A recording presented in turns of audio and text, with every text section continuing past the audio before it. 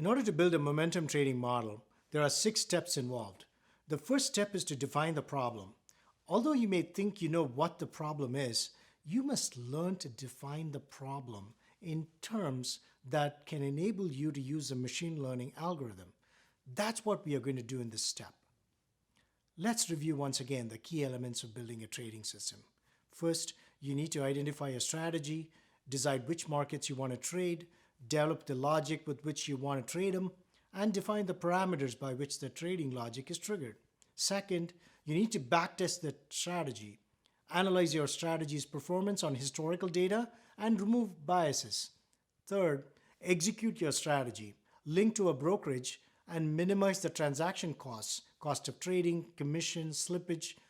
Finally, manage risk. Create pre- and post-trade checks to avoid losses. The good news is that you are responsible for 2 of these elements, strategy and risk management. The remaining 2 elements, backtesting and execution, will be done by the open source library Aquan Toolbox. To develop an ML-based trading strategy, you need to decide what problem you're going to solve. That is, decide which markets you want to trade, what will be your target variable, develop the logic with which you want to trade them, and define the features by which the trading logic is triggered. In many cases, traders want to simply predict a price. In some cases, they want to predict a return. In other cases, they simply want to know whether to buy or sell an asset, what's known as a binary decision.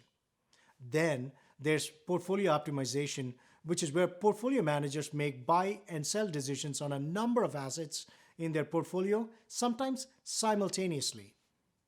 Finally, there's the problem of deciding where to buy and sell, what's known as efficient execution. You want to find out which markets or exchanges or brokers that you want to route your trade into. Each one of these problems requires a different data set. Sometimes the same problem may be attacked from multiple angles using very different data sets. Now let's look at how we can implement our momentum trading strategy using machine learning. To do that, typically in a trading firm, we would need a huge infrastructure: servers, networks, data feeds, expensive programmers known as quants, and a backtesting engine. Fortunately, it's 2019, and we can mimic most of this infrastructure using Google Cloud Platform and an open source library known as Aquan. Aquan is a new data science and machine learning platform for financial services. They have an open source library called Aquan Toolbox that will allow us to implement our momentum trading strategy with minimal code. Let's see how we can do that step by step in the next few minutes. In this lesson, we're going to use a problem from Aquan's website called QuantQuest. Aquan's website has a separate section for data scientists who want to develop algorithms for trading. That's perfect for us. To do that, Aquan holds competitions which allow data scientists to develop a trading strategy using ML or otherwise to solve challenge presented in the competition. They help you win your prizes or a chance for a job interview by leading recruiters. In our case, we are simply going to learn how to solve a simple trading challenge. If you want to try more challenges in the current or previous competitions, go to the website aquan.com and register yourself and click on the Data Scientist button as soon as you log in. Then you can see the present and previous competitions there, as you can see in the image here.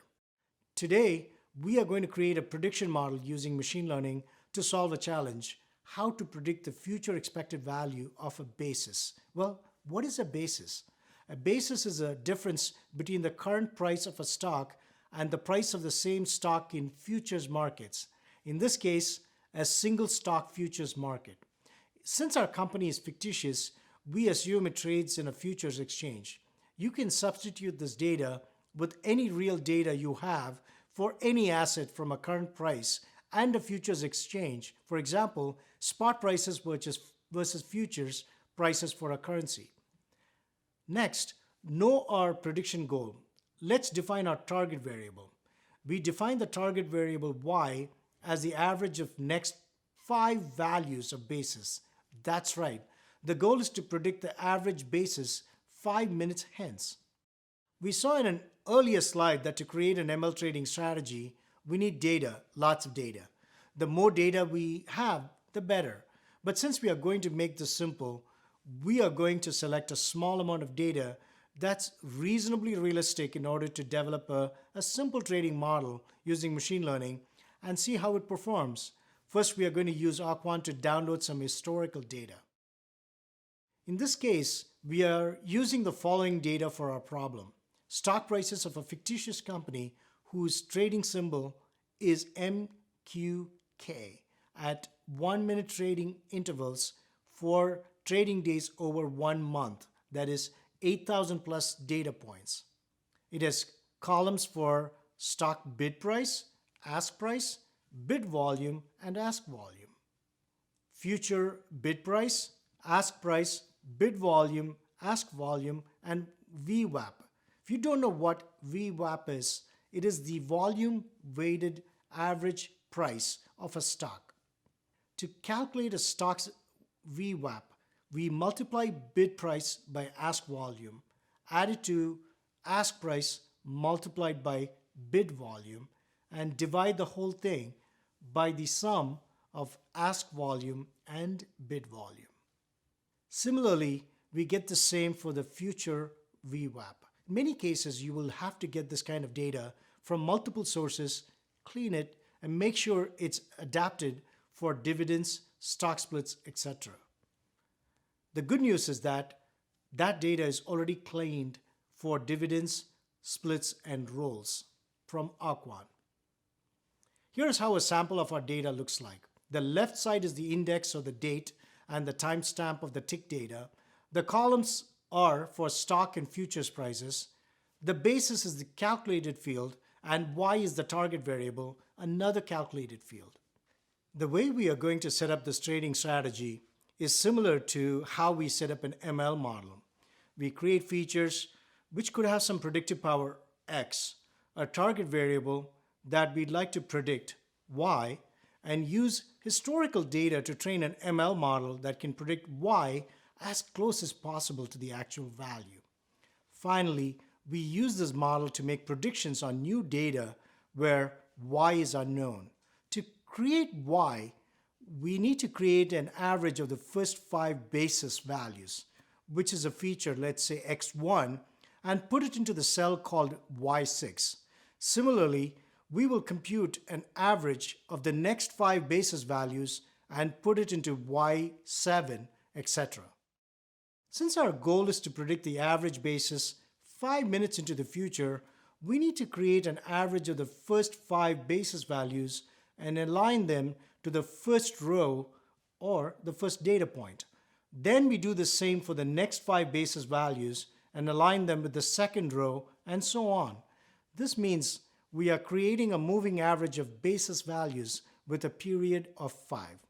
This method is typical of how we predict in time series using ML. We take values into the future and align them back with current values. That way, when we need to predict 5 minutes into the future at some point, much later in time, we will feed the current values of our features and voila, the model should predict what the future value of basis will be. Hopefully you got this important point. If not, please rewind and review how we set up the X and Y variables for this data point until you understand it thoroughly. Finally, let us decide how we are going to evaluate how good our predictions are. Well, to do that, we have some time-tested measures such as RMSE or root mean squared error, which is the sum of the squared differences between predicted and actual values divided by the number of samples. The lower this measure, the better.